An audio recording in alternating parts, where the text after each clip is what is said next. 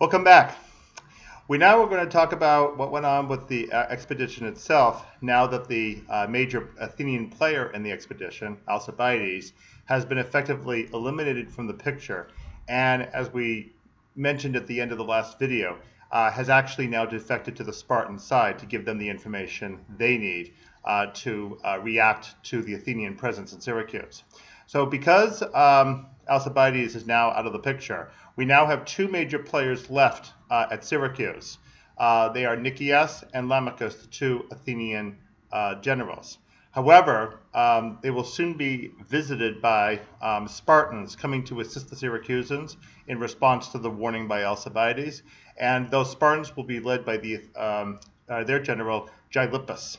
So pretty soon it's going to become a very busy place at Syracuse with Athenians and Spartans sparring there. And bear in mind that technically the war itself between Athens and Sparta has not yet actually restarted, although it will very soon. So Athenians and Spartans are in fact going to end up fighting over the possession of the Spartan ally Syracuse in Sicily.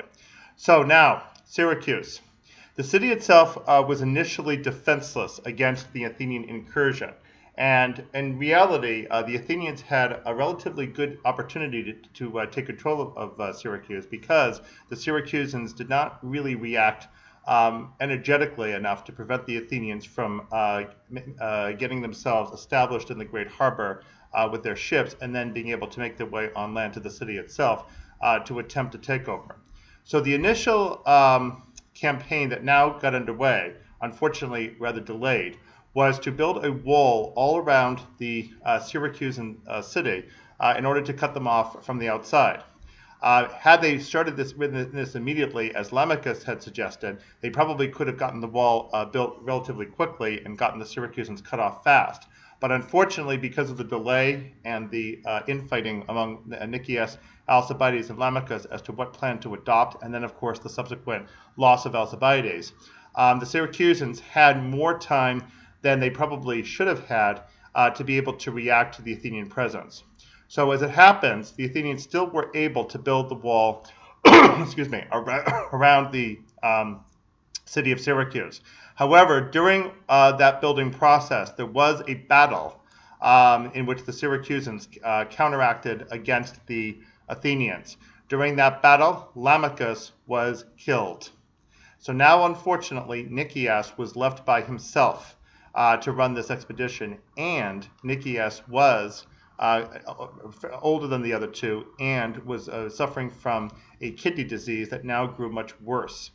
So eventually the Spartans with Gylippus showed up on the scene, and the Spartans were able to help the Syracusans to stop the building of that outside wall around the city by in fact building a counterwall to go down across the plain and interrupt the building of the surrounding wall so as to essentially render that surrounding wall worthless because the Syracusans were not completely cut off.